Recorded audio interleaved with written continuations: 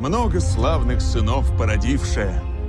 Film dibuka di wilayah Belogori, negerinya para pahlawan. Narasi menyebutkan banyak pahlawan besar, tetapi tidak ada yang melebihi Finis sang Bridge Falcon. Keberanian, ketangkasan, dan kegigihannya dipuji. Namun ternyata narasi itu diucapkan oleh Finis sendiri. Hal itu menandakan sifatnya yang gemar menyombongkan diri. Di tengah pidato itu, asistennya yang bernama Meloka mengingatkan bahwa mereka sedang menjalankan misi memburu celeng raksasa yang meresahkan warga dengan mencuri persediaan makanan. Finis pun merasa kecewa karena tugas itu tidak sepadan dengan reputasinya. Sesambil di lokasi, Meloka mengeluarkan teropongnya. Meskipun jelas celeng itu sudah ada di hadapan mereka, namun setelah melihat langsung makhluk tersebut, jelas bahwa ini bukan celeng biasa. Karena tahu makhluk itu lagi bobo, Finis pun melihat kesempatan untuk menyerang lebih dulu. Tetapi pedangnya tak mampu menembus kulit celeng tersebut.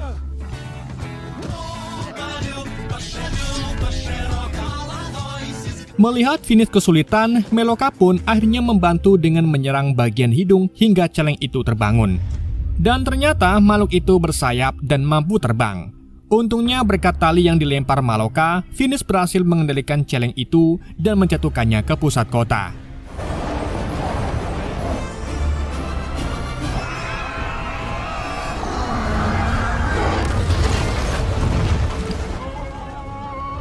Kemenangan itu disambut sorak warga dan celeng tersebut kemudian dimasak untuk pesta.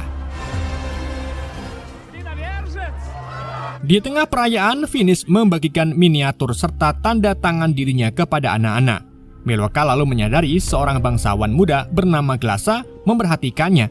Ia pun menyarankan Finis memberi respon untuk menikah. Namun Finis menolak sebab ia merasa pantas mendapatkan wanita yang lebih sempurna menurut versinya sendiri. Di sela-sela keramaian, datanglah pasangan suami istri bernama Peter dan Fevronia yang ingin menamai anak mereka dengan namanya. Namun Finis pun tidak menyetujuinya. Tak lama kemudian datanglah Baba Yaga, tabib tua berusia 300 tahun yang masih tetap awet muda dengan apel ajaibnya.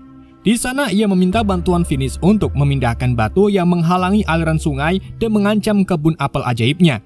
Tetapi Finis menolak. Ia menganggap tugas itu terlalu sepele bagi pahlawan sepertinya. Di situ Finis pun menceritakan kisah kepahlawanannya melawan raksasa batu, ikan ganas, raksasa pohon, pasukan Mongol, sampai penyihir kegelapan. Meskipun sedikit dilebih-lebihkan, semuanya adalah tugas berat dan menegangkan.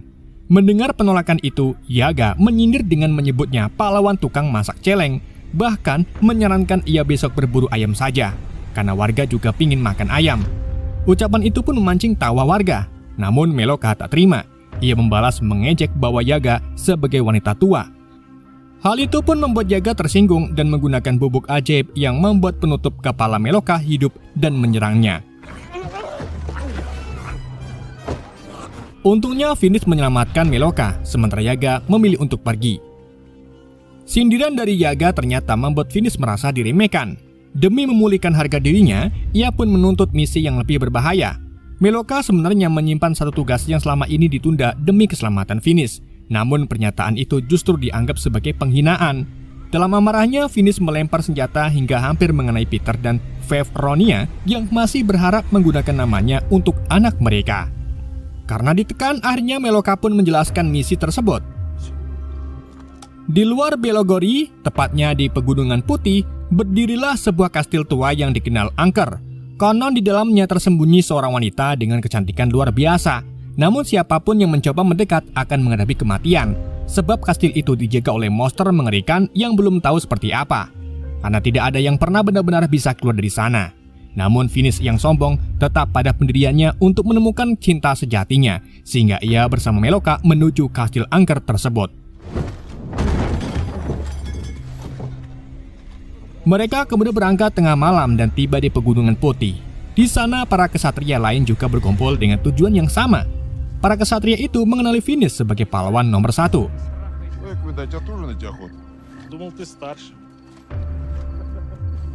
Di situ Finis kemudian menyusun rencana. Ia ingin Meloka membuat semua kesatria tertidur agar dapat memasuki kastil seorang diri saat dini hari. Hal itu karena ia ingin kisah kemenangannya nanti menjadi miliknya sendiri. Keesokan harinya rencana berjalan sesuai keinginannya. Saat semua terlelap, Finis memasuki kastil dan bertemu seorang wanita cantik bernama Zlata yang langsung memikat hatinya. Namun Zlata menyambutnya dengan senyum dan peringatan bahwa ajalnya telah dekat. Tetapi di situ Finis tetap mengejar hingga muncullah ular penjaga kastil. Dan saat menghadapinya, ternyata makhluk itu adalah seekor Chimera, yaitu singa berekor ular. Pertarungan terjadi dan Finis pun hampir mengalahkannya.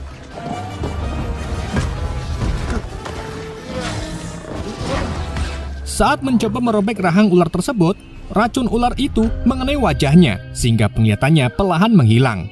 Dalam keadaan kehilangan arah, ia pun menyerang tanpa kendali hingga menyebabkan kastil runtuh.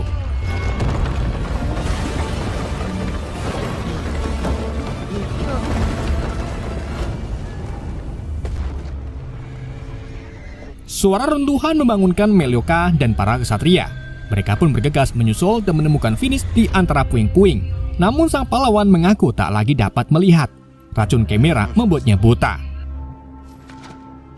Salah satu kesatria menyebut kondisi itu sebagai musibah besar, sebab rakyat tak lagi bisa bergantung pada pahlawan yang kehilangan penglihatan.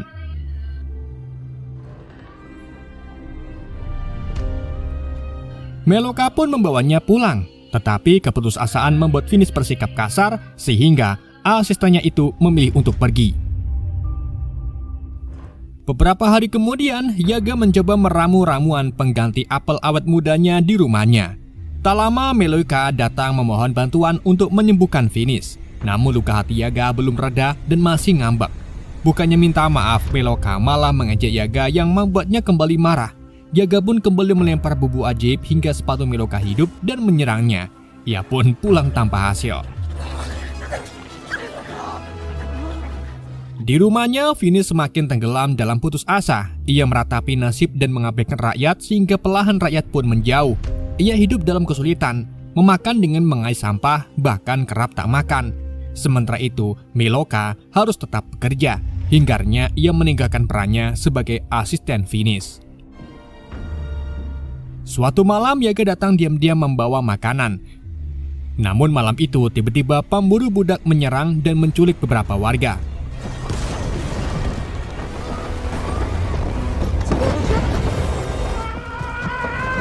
Finis pun tetap berusaha melawan dan sempat menjatuhkan beberapa musuh. Tetapi karena buta, ia pun kena tempiling dan membuatnya tumbang.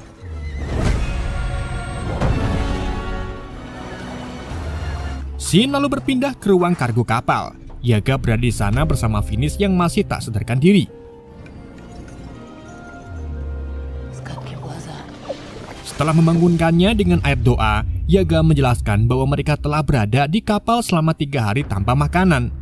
Tak lama kemudian Melioka muncul. Ia pun berhasil memperdaya kapten kapal dan membawa sedikit makanan, termasuk buah asing berwarna kuning yang belum pernah mereka lihat.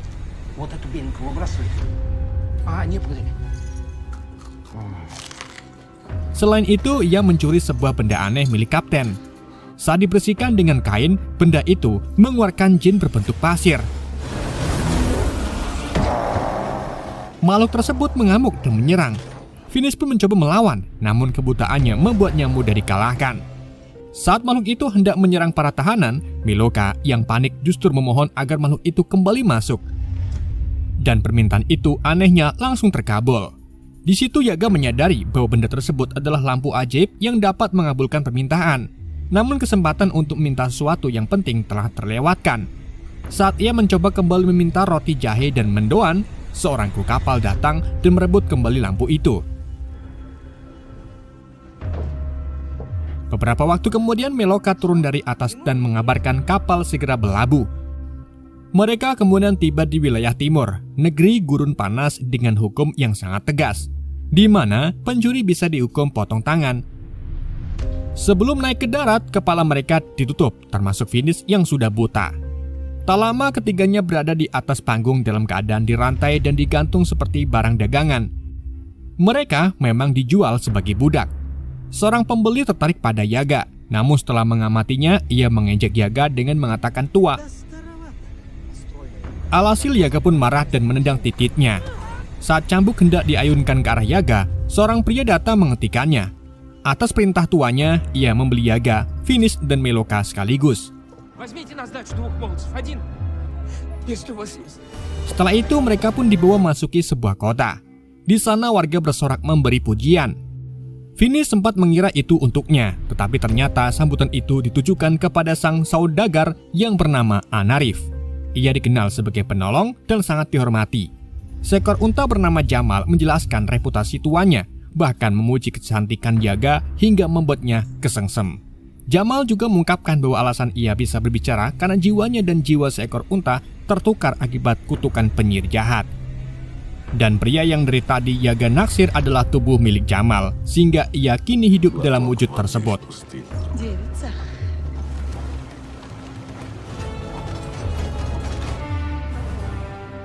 Singkat cerita, mereka pun tiba di kediaman Anarif. Tempat itu adalah istana megah yang menurut Yaga terasa seperti dibangun dengan sihir. Mendengar itu, Jamal pun segera mengingatkan bahwa sihir adalah hal terlarang. Di situ Anarif pun muncul. Dan tak lama kemudian, seekor kura-kura mendekat, namun Yaga ketakutan dan hendak mengusirnya. Anarif pun menjelaskan bahwa makhluk itu hanyalah mesin pembawa minuman ciptaannya. Para tamu kemudian dipersilahkan papung dan membersihkan diri.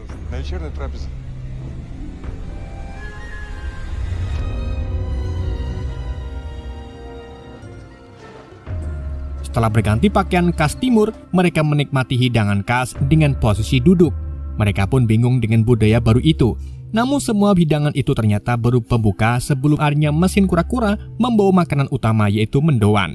Anarif menjelaskan bahwa ia menciptakan mesin-mesin itu untuk mengakhiri perbudakan. Ketika ditanya alasan membeli mereka, ia menjawab bahwa tujuannya memang untuk melepaskan para budak. Ia telah hidup hampir 10 abad dan memiliki niat mengubah negeri barbar menjadi lebih modern. Dan usianya yang mencapai 936 tahun menurutnya bukan hasil sihir, melainkan sains. Anarif lalu menjelaskan lebih dalam teorinya di ruang penelitian. Anarif memaparkan formula awet muda yang berasal dari ubur-ubur langka. Ia meyakini sains mampu mempermudah kehidupan sekaligus menjadi senjata melawan dominasi penyihir. Tanpa persembahan dan tanpa tumbal, cukup melalui pengetahuan. Setelah itu ia pun baru teringat Finis yang buta. Untuk Finis, Anarif pun menyiapkan penemuan bernama mata elang. Perangkat itu dengan ajaibnya memulihkan penglihatan Finis, bahkan membuatnya lebih tajam dari sebelumnya. Finis pun terharu dan hampir bersujud menyembah Anarif. Namun Anarif menegaskan bahwa penyembahan hanya dilakukan oleh para penyihir. Ia menjelaskan bahwa seorang penyihir jika tidak lagi disembah, maka mereka akan menebar teror dengan menggunakan makhluk gaib dan bermain politik untuk menghilangkan teror yang ia buat sendiri dengan meminta imbalan. Lampu ajaib adalah salah satu contohnya. Kini lampu itu berada di tangan Anarif. Dengan tenang ia pun masukkannya ke dalam mesin dan memaksa jin itu keluar. Melalui alat tersebut, jin berhasil ia serap hingga musnah. Bagi Anarif, inilah langkah awal untuk melawan para penyihir. Ia menyadari semua temuannya masih dalam tahap pengembangan, namun ia yakin sains pada akhirnya akan membawa kesejahteraan bagi masyarakat.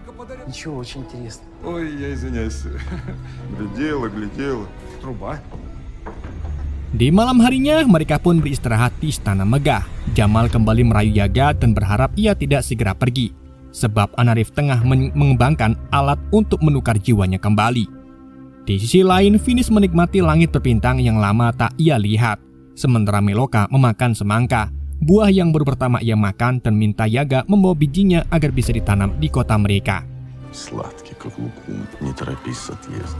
Tak lama, Anarif kemudian datang memberi kabar bahwa kapal telah disiapkan sehingga esok pagi mereka bisa pulang. Finis pun berterima kasih dan mengundangnya berkunjung ke Belogori. Namun tiba-tiba seekor burung mekanik menabrak lampu istana. Anarif menjelaskan bahwa alat itu masih tahap uji coba sebagai pengantar pesan. Pesan yang dibawanya ternyata kabar buruk. Makhluk buas yang pernah muncul setahun lalu kembali menguasai padang pasir dan warga meminta pertolongannya. Makhluk itu disebut sebagai berkaki 5. Sebagian menyebutnya seperti ular. Mendengar itu, Finis pun menawarkan bantuan sebagai bentuk balas budi. Meski Anarif sempat menolak, Finis tetap bersikeras. Di malamnya saat semua terlelap, Yaga mencoba mencuri ramuan awet muda. Sayangnya ia tersedot oleh mesin Anarif. Untungnya semua itu hanyalah mimpi. Namun meskipun begitu, ia malah nekat masuk. Ketika benar-benar mencari, botolnya ternyata sudah kosong. Tak lama Anarif masuk mengambil tabung cairan biru dan mendapati Yaga bersembunyi di dalam jam. Yaga pun berdalih sedang mempelajari kimia. Химии. Клюкву ела. Di keesokan paginya, Anarif memperkenalkan kendaraan terbang bernama The Vortex, terinspirasi dari gerakan daun jatuh. Alat itu hanya dapat digunakan sekali, namun mampu membawa mereka cepat ke lokasi monster. Finis pun bersemangat, tetapi Anarif mengingatkan agar makhluk itu ditangkap hidup-hidup. Tujuannya bukan membunuh, melainkan meneliti asal-usulnya dan menemukan penciptanya. Kura-kura mesin kemudian membawa zirah dan senjata baru yang telah dimodifikasi menjadi lebih canggih untuk Finis. Унесло молодца в края дальней. Meloka dan Yaga juga datang. Anarif memang sengaja menugaskan Meloka menjadi saksi keberhasilan misi, sementara Yaga dijanjikan ramuan awet muda dengan syarat mengawasi Finis. Mereka pun menaiki The Vortex bersama Jamal. Tapi perjalanan pertama itu membuat Yaga dan Meloka pingsan akibat kecepatan mendadak.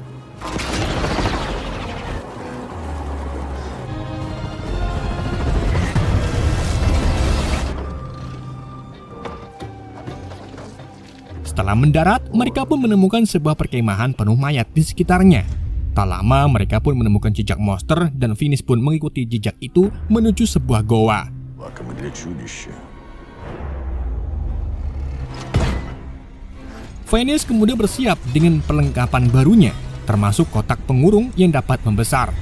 Setelah menjelaskan cara kerjanya pada Yaga, ia pun masuki goa. Sesampai di dalam, mereka pun tiba-tiba diserang. Hal itu pun membuat Finis kewalahan. Makhluk itu ternyata adalah Chimera. Видать, мы следующие. Finis pun menjebak makhluk itu keluar. Namun saat Yaga menarik tuasnya, alat itu gagal berfungsi. Tetapi Meloka menarik tuas hingga sulur-sulur muncul dan berhasil mengurungnya. Нет, ну и Финис. Dikarenakan The Vortex tak bisa digunakan kembali, mereka pun pulang dengan berjalan kaki melintasi padang pasir.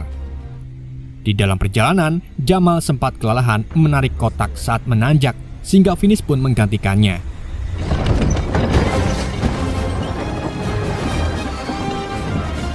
Malamnya, mereka pun mencoba minuman baru yaitu bernama kopi yang disebut mampu menghangatkan dan mengusir kantuk.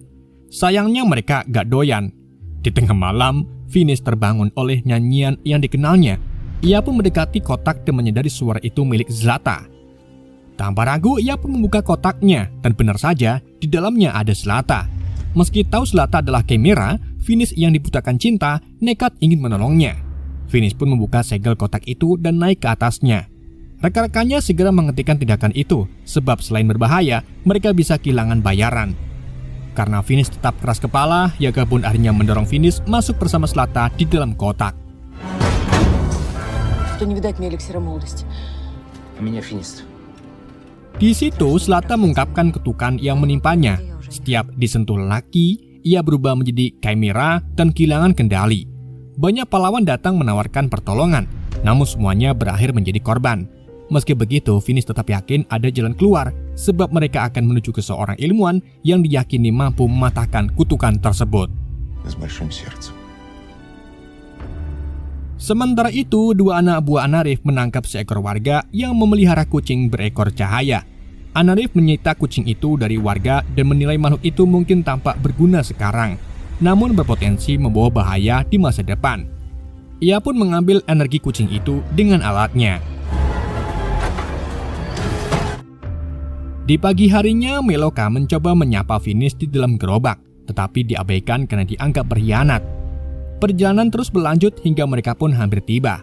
Saat roda kereta menghantam lubang, guncangan membuat Finis dan Zlata nyaris bersentuhan. Zlata pun segera mengingatkan bahwa sentuhan akan membangkitkan wujud Chimeranya.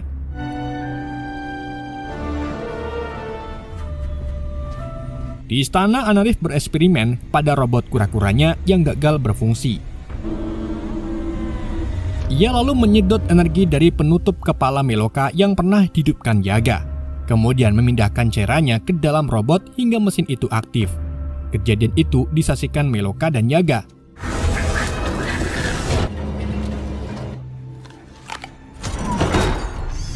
Dari situlah terungkap bahwa Anarif mengumpulkan energi makhluk magis sebagai sumber daya ciptaannya. Menyadari rahasia itu, Yaga dan Meloka terancam dibunuh dan dibungkam.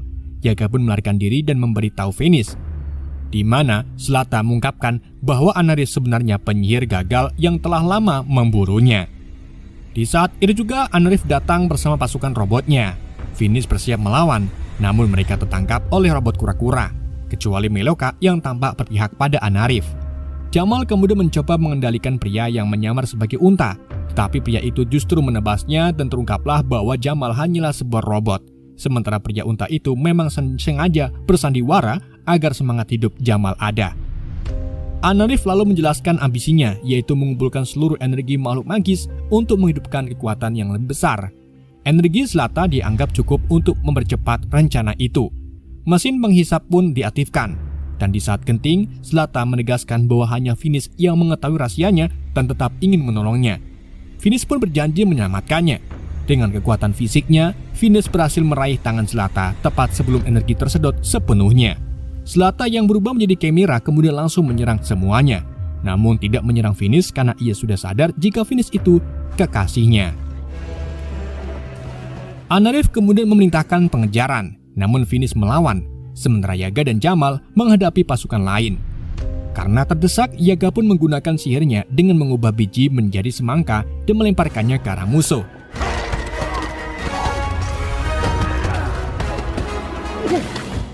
Sementara itu di ruang bawah tanah, Anarif menghentikan robot kura-kura raksasa yang belum sempurna demi menghentikan pelarian mereka.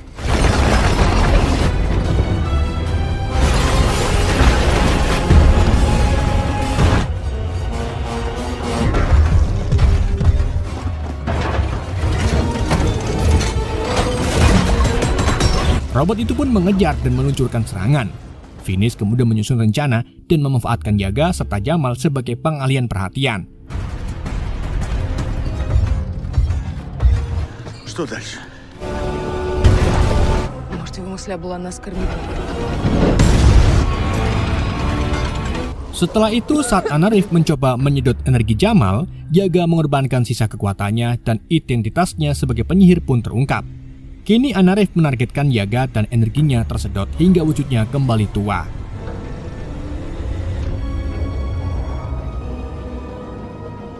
Melihat kekejaman itu, Meloka pun tersadar mencoba menghentikan Anarif. Tetapi ia dengan mudah disingkirkan. Sementara itu, Finis kemudian memanjat ke robot raksasa dan mencoba menyerangnya. Namun satu hantaman membuat mata elangnya terlepas sehingga ia pun kembali buta. Untungnya, dengan arahan Yaga, Jamal, dan Meloka serta bantuan Chimera, mereka pun akhirnya menjatuhkan robot besar tersebut. Namun sayangnya, Finis tertimpa runtuhan dan cairan biru yang Anarif kumpulkan tumpah. Anarif kemudian mencoba melarikan diri dengan sayap buatannya, tetapi gagal dan tenggelam dalam cairan tersebut.